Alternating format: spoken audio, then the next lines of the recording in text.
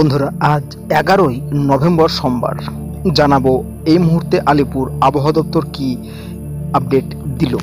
আবহাওয়া দপ্তর জানাচ্ছে আপাতত টানা 7 দিন বৃষ্টির সম্ভাবনা নেই দক্ষিণবঙ্গে। পশ্চিমের জেলাগুলিতে বেশ কিছুটা তাপমাত্রা পতন হওয়ার সম্ভাবনা রয়েছে। আগামী শনিবার পর্যন্ত দক্ষিণবঙ্গের কোনো জেলাতে বৃষ্টির সম্ভাবনা নেই। কলকাতাতেও বৃষ্টির পূর্বাভাস নেই। আজ কলকাতার আকাশ পরিষ্কার থাকবে। দক্ষিণবঙ্গের প্রায় সব জেলাতেই পরিষ্কার আকাশ থাকবে। আপাতত কিছুদিন তিলোত্তম সর্বোচ্চ তাপমাত্রা থাকতে পারে 31 ডিগ্রি সেলসিয়াসের আশেপাশে।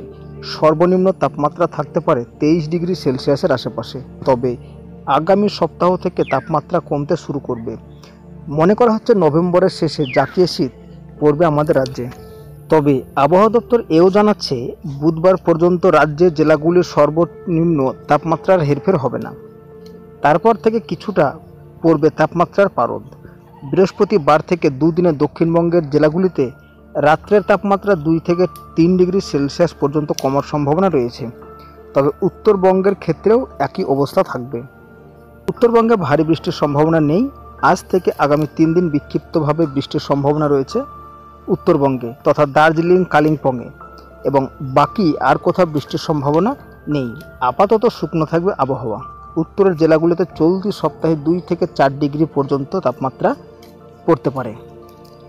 তো বন্ধুরা, আশা করি বুঝতে পেরেছেন কবে থেকে তাপমাত্রার পতন হতে চলেছে, এবং আপাতত আগামী 7 দিন বৃষ্টিপাতের সম্ভাবনা থাকছে না দক্ষিণবঙ্গের কোনো জেলাতেই। তো বন্ধুরা, আপডেটটি এই পর্যন্ত। কেমন লেগেছে অবশ্যই জানাবেন। ভালো লাগলে চ্যানেলটিকে সাবস্ক্রাইব করে পাশে থাকবেন। তো ধন্যবাদ ভিডিওটি সম্পূর্ণ দেখার জন্য।